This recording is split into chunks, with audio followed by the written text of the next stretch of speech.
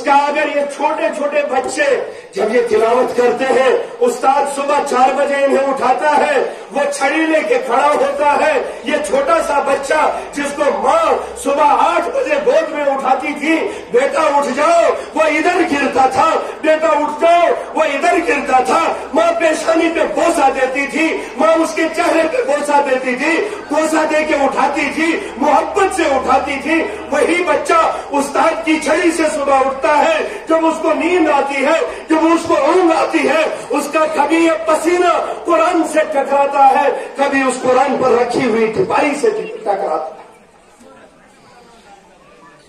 ان کی عظمت میں بیان کیا کروں ان 10 منٹوں کے اندر کہ یہ کون سے لوگ ہیں؟ اس سے زیادہ ان کی کوئی عظمت نہیں ہے کہ امام الانبیاء نے فرمایا یہ میرے مہمان ہیں۔